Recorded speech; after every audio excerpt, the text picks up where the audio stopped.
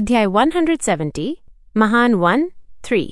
ये श्वान धीरे से गुनगुनाया, चूंकि तुमने कहा कि ये तुम्हारी कार है तो तुम इसे कैसे साबित कर सकती हो। मोटी औरत उस बिल्ली की तरह थी जिसकी पूंछ पर पैर पड़ गया हो। वो बेचैन हो गई और ये श्वान को घूरने लगी। उसने एक एक शब्द करके कहा, मैं तुम्हें क्यों साबित करूं? तुम खुद को क्या समझते हो? वो छोटे शैतान, तुम्हें इतनी परवाह क्यों है? वो सच में गुस्से में थी। जिन प्रशंसकों ने उसे टिप दी थी उन्होंने भी उसे साबित करने के लिए नहीं कहा था। हालांकि इस शैतान ने उसे एक पैसा भी नहीं दिया। उसे क्यों साबित करना चाहिए? क्या वो उसकी ऋणी थी? ये श्वान को गुस्सा नहीं आया। ऐसा लग रहा था कि अगर वो कुछ नहीं निकालेगा तो ये मोटी औरत सच्चाई को नहीं पहचान पाएगी। वो मुड़ा और लियू यानरेन से चाबी मांगी। उसने सबके सामने धीरे से उसे दबाया। ये श्वान ने जानबूझकर धीरे किया और बटन को धीरे धीरे दबाया। बीप बीप, एक हल्की अनलॉक होने की आवाज के साथ रोल्स रॉयस की हेडलाइटें जल उठीं। कार शुरू हो गई। सब लोग हक्के बक्के रह गए, मोटी औरत के लाइव स्ट्रीम में प्रशंसकों सहित। ये बच्चा वास्तव में कार का मालिक था। वो कितने साल का था? वो 8 या 9 साल का लग रहा था। यह वो व्यक्ति था जो अपने जीवन के शिखर पर चल रहा था। इतनी कम उम्र में उसके पास पहले से ही वो था जिसके लिए दूसरे कई जन्मों तक लड़ नहीं सकते थे। मोटी औरत भी हक्की बक्की रह गई। उसने अनायास ही विलासिता की कार से कुछ कदम पीछे हट गई। अचानक उसके पैर कमजोर पड़ गए और वह जमीन पर गिर पड़ी। अपने भारी वजन के कारण धूल का एक भयंकर बादल छा गया। क्या वो कार के असली मालिक से मिली थी? असली मालिक से मिलना डरावना नहीं था, लेकिन डरावना ये था कि क्या वो उसका दुश्मन था। कितना अजीब, कितना अजीब। अब क्या तुम्हारे पास कहने के लिए कुछ और है?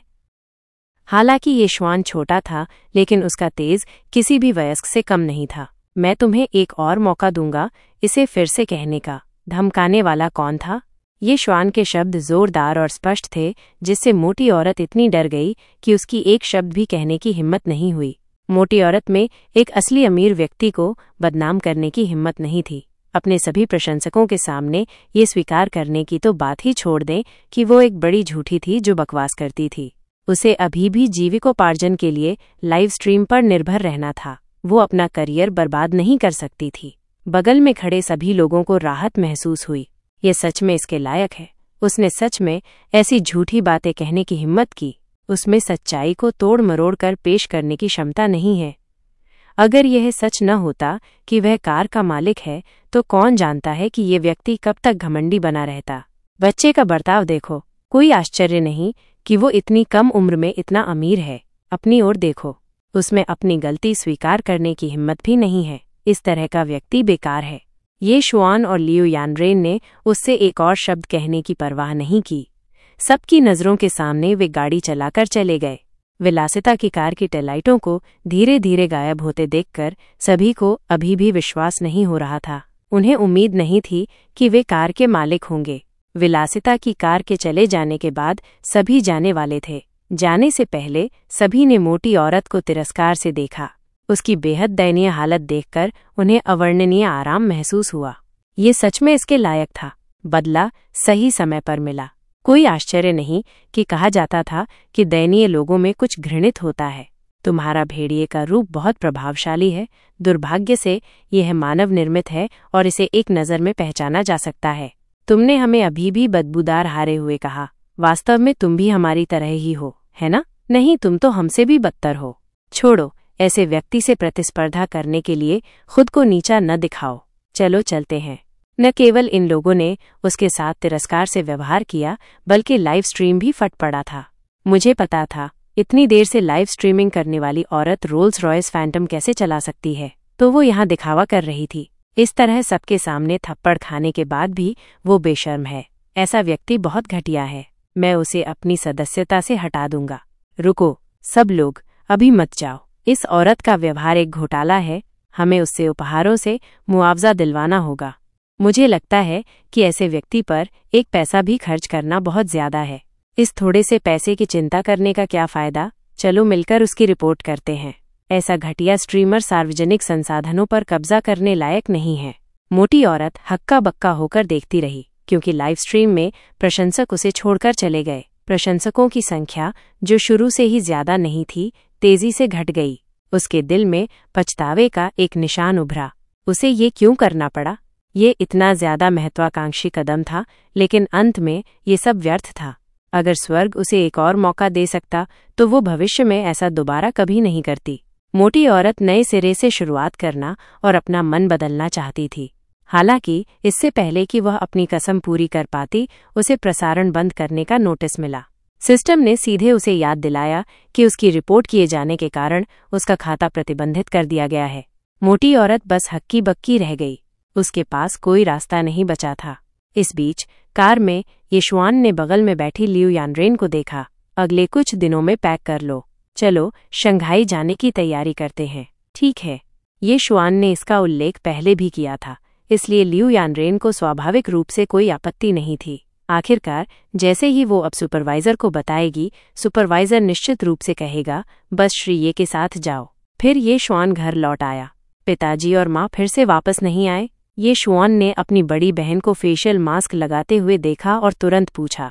डिंगलोंग कॉरपोरेशन हाल ही में पिताजी और माँ के साथ गहराई से काम कर रहा है, इसलिए ये आश्चर्य की बात नहीं है कि वे अब तक व्यस्त हैं। वे निश्चित रूप से इन कुछ दिनों में व्यस्त रहेंगे। आओ छोटे भाई, मैं तुम्हें फेशियल मास्क लगाती हूँ। येशुआन अवाक रह गया। वो इतना खूबसूरत था। क्या उसे अभी भी इसकी जरूरत थी? थोड़ी देर बाद येशुआन अपनी बड़ी बहन के साथ बैठा था, जिसने उसके चेहरे पर फेशियल मास्क लगाया। कितनी खुशबूदार। फिर येशुआन के सामने स्क्रीन पॉपअप हुई। मेजबान को साइन इन करने का अवसर प्राप्त करने पर बधाई। क्या मेजबान साइन इन पूरा करना चाहेगा? उसने साइन इन किया। मेजबान को सफलतापूर्वक साइन इन करने और हुआई एंटरटेनमेंट का स्वामित्व प्राप्त करने पर बधाई। हुआई एंटरटेनमेंट? येशुआन ने इसके बारे में सोचा। हुआई एंटरटेनमेंट चीन की शीर्ष 3 मनोरंजन कंपनियों में से एक लगती थी। इसका बाजार मूल्य भी अरबों में था।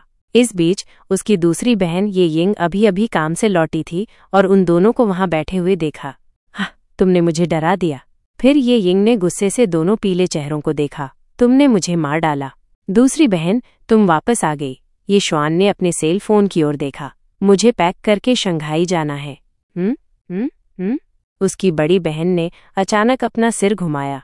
उसकी दूसरी बहन मौके पर ही हक्की बक्की रह गई और उसकी चौथी बहन, जो फल धो रही थी, वो भी हक्की बक्की रह गई। उन सभी ने ये शुआन की ओर देखा। उनके छोटे भाई ने अभी क्या कहा? क्या वो शंघाई जा रहा था? क्या तुम शंघाई जा रहे हो? ये सही है। छठी बहन ने मुझे जाकर देखने के लिए कहा। येशुआन अपनी बड़ी बहन के पास झुक गया। तुम लोग सारा दिन व्यस्त रहते हो। अब मेरी छुट्टियां हैं, इसलिए मैं जा सकता हूँ। उसकी बहनें तुरंत अवाक रह गईं और खुद को दोष देने लगीं। ठीक है, क्या मैं थोड़ी देर बाद वापस नहीं आऊँगा? ये शम्मान ने सोचा कि शंघाई में उसके अभी भी कई व्यवसाय हैं जिन्हें उसने वापस नहीं लिया है। वो उन्हें इस बार वापस ले सकता है। वो देखना चाहता था कि मुख्य ये परिवार क्या चाहता है। उसके हाथों में मौजूद शक्ति के खिलाफ वे क्या करने की हिम्मत कर सकते हैं। येशुआन ने अपनी बहनों की ओर देखा। उसके आसपास रहने से कोई भी उन्हें धमका नहीं सकता था। अगले कुछ दिनों में उसकी बहनों ने येशुआन के साथ असाधारण रूप से अच्छा व्यवहार किया। वे देर से निकलीं और जल्दी लौट आईं। उसकी बड़ी बहन ने सामाजिक कार्यक्रमों को अस्वीकार कर दिया। उसकी दूसरी बहन ने गैर जरूरी सर्जरी को अस्वीकार करने की पूरी कोशिश की। उसकी तीसरी बहन ने ऑनलाइन काम करना शुरू कर दिया। उसकी चौथी बहन ने अपने लाइव स्ट्रीम का समय समायोजित किया और उसकी पांचवी बहन ने घर पर रहने की पूरी कोशिश की। इससे येशुआन को ऐसा महसूस हुआ जैसे वो मरने वाला हो। वो अब और बर्दाश्त नहीं कर सका। बहनों, मैं कल जा रहा हूँ, येशुआन ने कहा। इससे उसकी बहनों के चेहरे तुरंत काले पड़ गए। हे भगवान, उसकी 6 बहनों में क्या अच्छा था? क्या उन्होंने एक पेड़ के लिए एक बड़े जंगल को बस छोड़ दिया था? उफ, छोटे भाई को नहीं रख सकते। बड़ी बहन ने येशुआन को गले लगाया। तुम आज रात बड़ी बहन के हो। बड़ी बहन, क्या हम आज रात कैंची कागज पत्थर नहीं खेल रहे हैं? मैं आज रात भी छोटे भाई के साथ सोना चाहती हूँ। मैं भी। ये सही है।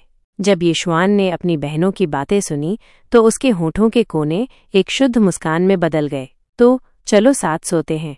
ठीक है, मैं सहमत हूँ। मैं तकिए लाती हूँ। आवाजें आईं। रात में येशुआन ने लंबे समय तक एक ही कंबल के नीचे सबके सोने की भावना का आनंद लिया। कहानी जारी रहेगी।